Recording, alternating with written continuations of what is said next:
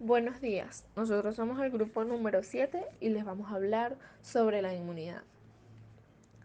Como primer punto tenemos las barreras fisiológicas existentes dentro del sistema inmune. El sistema inmune se encarga de proteger al organismo frente a agentes extraños. Entre ellos están las bacterias, los virus, los hongos, levaduras, pólenes, proteínas alimentarias, toxinas, células cancerígenas, entre otras, muy peligrosas. En la primera etapa, que es en la etapa primaria de las barreras fisiológicas, tenemos la primera línea de defensa que constituye las barreras físicas, químicas y biológicas, las cuales más adelante les estaremos profundizando. En la etapa secundaria, una vez que los patógenos han atravesado esta primera barrera del sistema inmunitario innato, el sistema inmune se encarga de poner en marcha otros mecanismos para poder defender al cuerpo, los cuales pueden dividirse en respuestas inmunes innatas e inespecíficas y respuestas inmunes adaptativas o específicas. Y en la etapa terciaria tenemos que por último se emplean antígenos. La principal diferencia que existe entre ambos tipos de respuestas es que la inmunidad adaptativa presenta alta especificidad y memoria con respecto a un determinado patógeno. Y en ambas respuestas intervienen las células inmunocompetentes, las cuales son los leucocitos, y una serie de factores solubles, los cuales son el sistema del complemento, anticuerpos y citoquinas. Dentro de las barreras primarias tenemos como primer punto las barreras físicas. Toda la superficie del cuerpo se encuentra cubierta de la piel. Por eso es la primera defensa del cuerpo antes de que un microorganismo ingrese a él. Por esta razón, la piel debe mantenerse limpia, sin cortes o lastimaduras, por donde entrarían los agentes biológicos patógenos. La piel es seca debido a la queratina. Pero la piel que no está queratinizada, como la de la boca, las fosas nasales o el ano, cambia de aspecto y se llama mucosa. Las células de mucosa secretan mucus, por eso el tejido es húmedo. El mucus tiene la propiedad de fijar e inmovilizar a muchos microorganismos, impidiendo que estos penetren. La piel, el vello de la nariz y dentro del organismo forman una barrera física que hace que estos no puedan desplazarse y muchas veces lograr quedar atrapados. La tos y el estornudo son respuestas mecánicas frente a diferentes agentes extraños. Como segunda etapa de las barreras primarias tenemos las barreras químicas. Esta es otra de las defensas que tiene el cuerpo. Como primer ejemplo tenemos el sudor, el cual es secretado por las glándulas sudoríparas de la piel. Es una sustancia de pH poco ácido que impide la supervivencia de varios tipos de organismos. También tenemos los ácidos gástricos, los cuales se encargan de eliminar gran parte de las bacterias que ingresan al sistema digestivo por medio del páncreas. Y por último tenemos también las lágrimas, las cuales son consideradas que tienen sustancias bactericidas. Para acotar a este punto, hablaremos de la fiebre. En este caso, la fiebre es definida como una elevación de la temperatura corporal, la cual en realidad es una respuesta de protección ante la infección y la lesión. En este caso, entraría dentro de las barreras químicas, ya que esta produce el sudor. La fiebre es provocada por un tipo de monocitos conocido como pirógenos 41. En este caso es una estimulación del sistema inmunitario del organismo. Esta es una sustancia natural, la cual produce la fiebre y obliga al cuerpo a que produzca los suyos propios como un modo de defensa ante cualquier infección posible. Sin embargo, las infecciones no son la única causa de la fiebre. A menudo puede no ser una respuesta inmunológica. Por último, tenemos las barreras biológicas, las cuales también forman parte de las barreras primarias. La flora bacteriana impide que los microbios se instalen en las mucosas. Esto relacionado con los vectores biológicos y son esenciales para el ser humano. La barrera hematoencefálica también se encarga de proteger al cerebro. Ahora hablaremos de las barreras secundarias. Cuando las barreras primarias no actúan correctamente, se activan las secundarias. Esto por medio de un proceso llamado fagocitosis. Esta es la primera de estas barreras, la cual es un proceso que se lleva a cabo por medio de ciertos glóbulos blancos, como lo son los polimorfonucleares, principalmente los neutrófilos y los macrófagos. La fagocitosis se pone en acción cuando se produce alguna infección. Las infecciones son el aumento de la cantidad de microorganismos en el cuerpo o en el organismo. La infección se puede iniciar en determinar células y tejidos o se distribuyen microorganismos a través de la sangre. La fagocitosis consiste en producir enzimas y destruir al agente patógeno envolviéndolo con ellas. Para realizar esta defensa, las células pueden llegar al lugar de la infección y destruir a los microorganismos. Las células dañadas liberan una sustancia llamada histamina. Las histaminas producen la vasodilatación y un aumento de la permeabilidad capilar, por lo que aumenta el flujo sanguíneo y entonces las células fagocíticas pueden acudir más rápidamente al lugar de la infección. Por último, tenemos las barreras terciarias. Muchas estructuras que constituyen a los microbios o toxinas que estos producen, junto con sustancias liberadas durante la fagocitosis, ponen en marcha a la defensa del nivel terciario, que en este caso serían los linfocitos. Los linfocitos actúan directamente sobre el agente patógeno para poder destruirlo o para poder bajar su toxicidad. En este caso de los antígenos. Los antígenos son moléculas que provocan una respuesta inmune. Son cualquier sustancia no reconocida por el organismo que puede funcionar, en este caso, como un agente extraño o un agente negativo. Los linfocitos T actúan directamente sobre el agente patógeno y lo destruyen. En cambio, los linfocitos B detectan la presencia de un antígeno, elaboran anticuerpos específicos para este, y cuando el antígeno y el anticuerpo se unen, entonces se logra que los microorganismos invasores pierdan su toxicidad para el cuerpo. Ahora hablaremos de la respuesta inmune, la cual tiene 3 características fundamentales que queremos resaltar. Entre ellas esta que es específica, y es cuando a un antígeno determinado se le crea una respuesta determinada. Que tienen memoria, los linfocitos fabrican más fácil y rápidamente anticuerpos para antígenos ya conocidos. Y es moderada y sostenida, ya que existen mecanismos capaces de regular la producción, concentración y persistencia de los anticuerpos del organismo. Para finalizar, nos gustaría acotar que las personas inmunodeficientes tienen reducida la capacidad de producir anticuerpos. La deficiencia puede ser hereditaria o adquirida. Entre las hereditarias se encuentra la agamaglobulinemia de Bruto.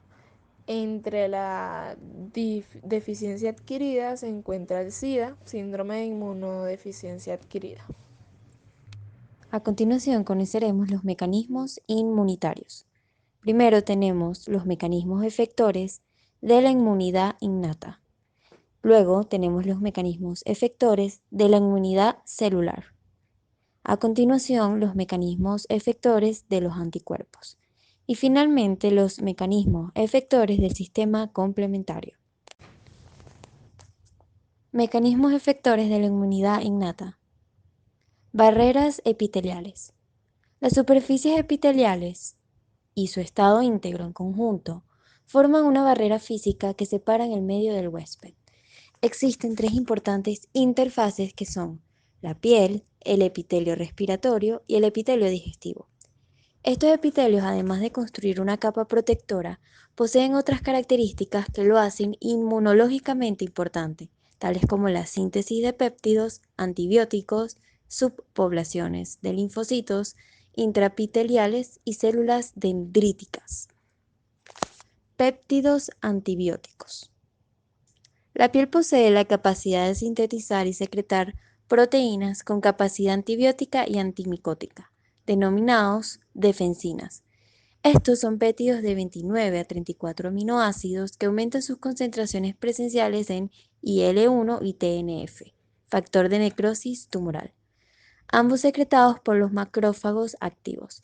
El epitelio intestinal también produce una proteína con potentes antimicrobianos denominada criptosidinas. Luego nos encontramos con los linfocitos T, intraepiteliales y los linfocitos B1.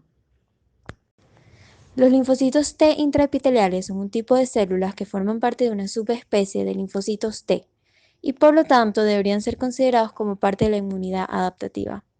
Este tipo de linfocito presenta diversidad de limitaciones y diferencias que tienen notablemente desigualdades considerándolo como parte de la inmunidad innata.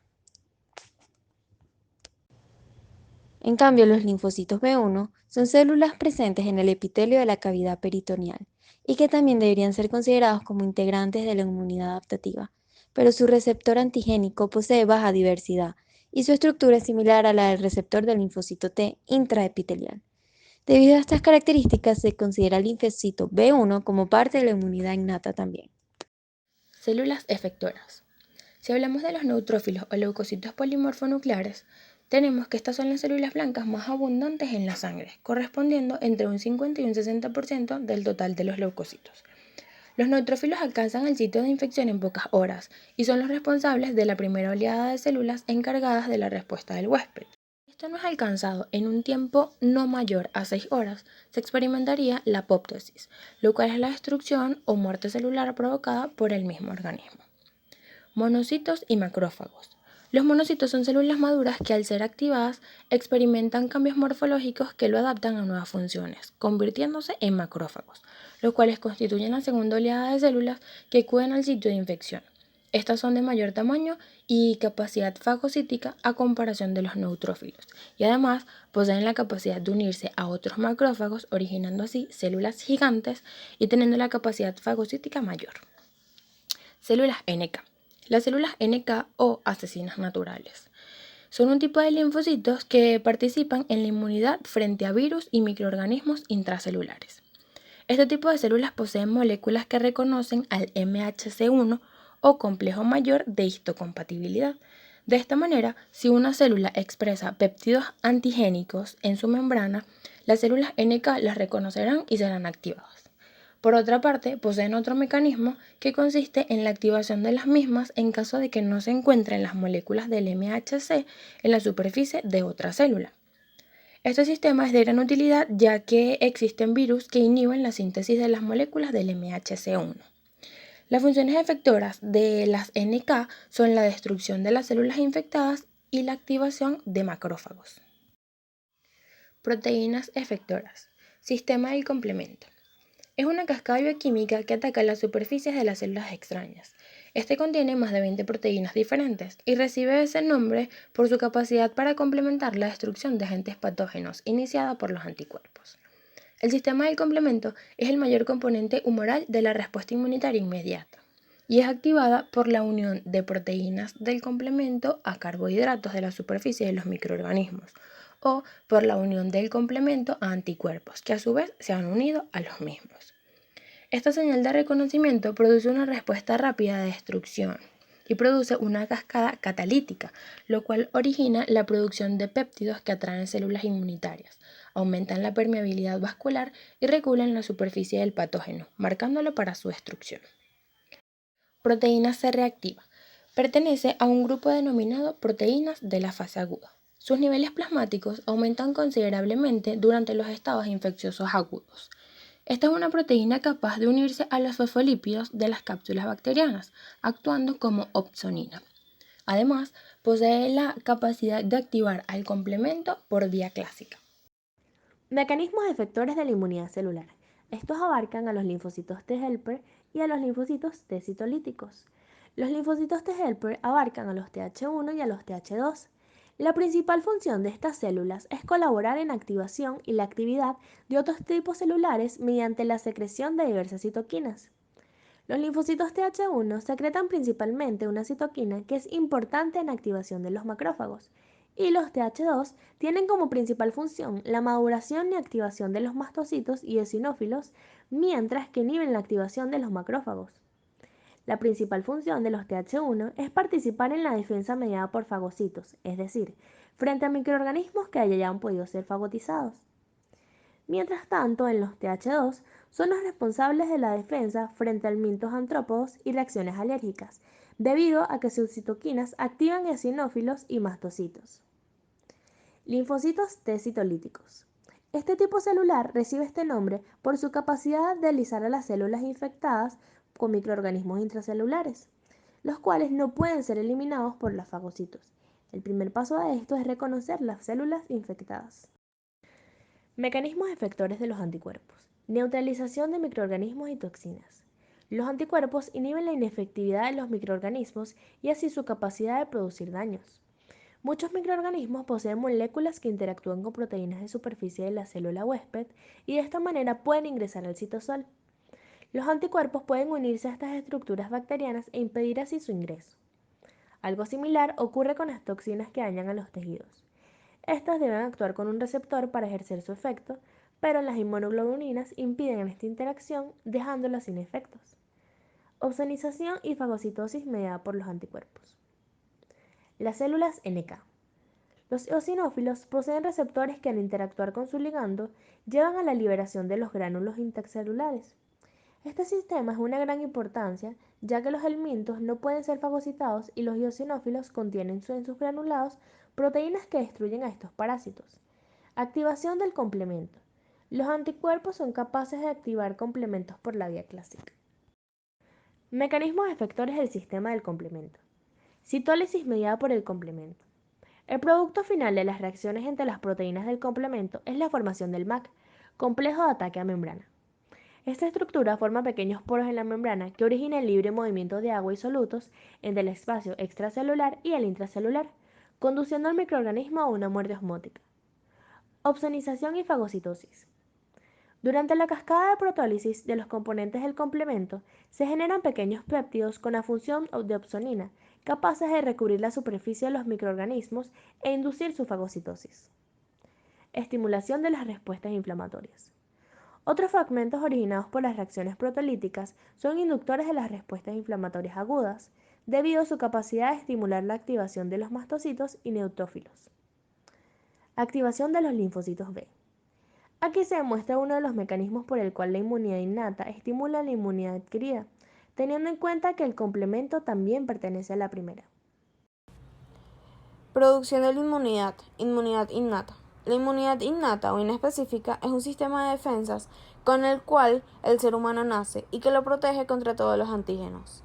Esta consiste en barreras que impiden que los materiales dañinos ingresen en el cuerpo, ya que forman barreras de primera línea de defensa en la respuesta inmunitaria.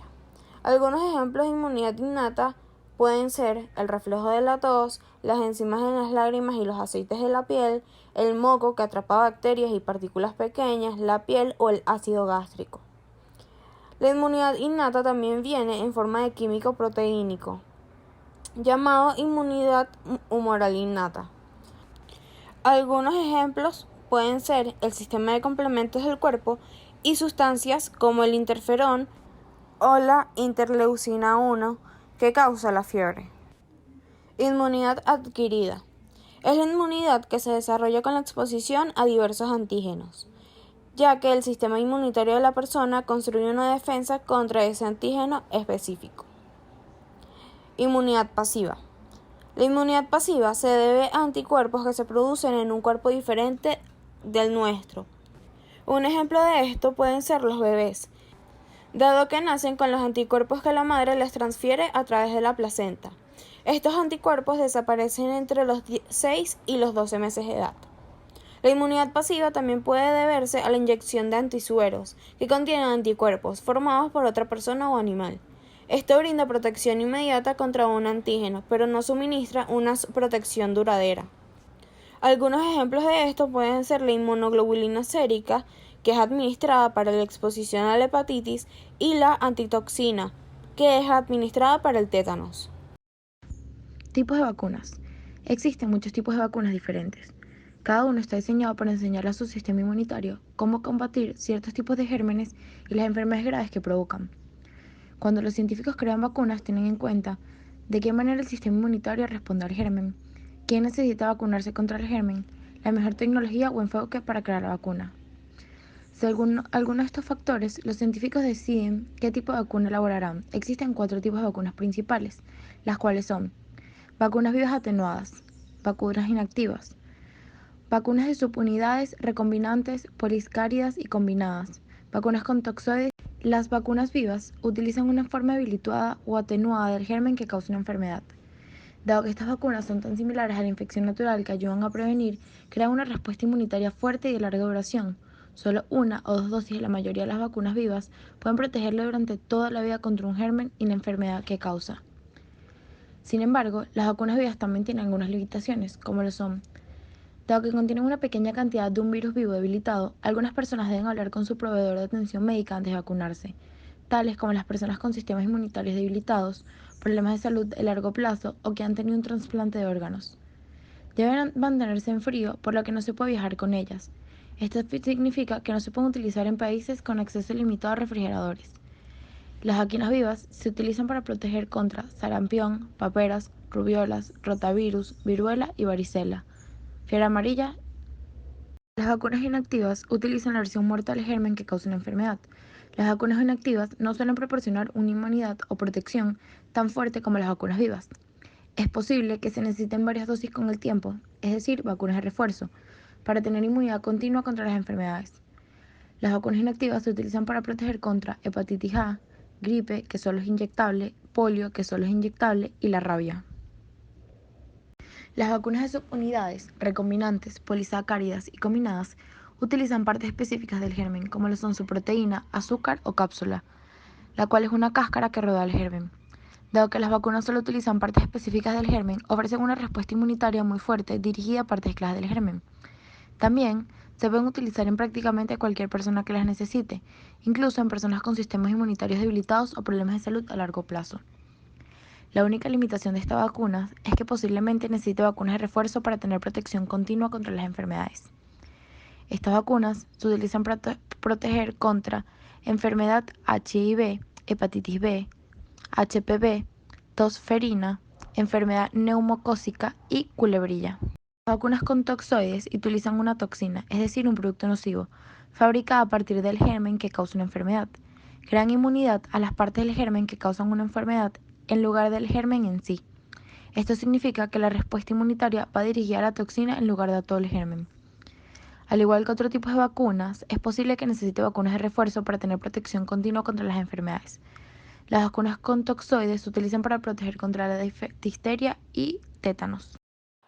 Las integrantes de nuestro grupo son Andreina Vivas, Andrea Rodríguez, Wesley Carrasquel, Bárbara Brito, Claudia Pérez y Jessica Martínez. Gracias por su atención.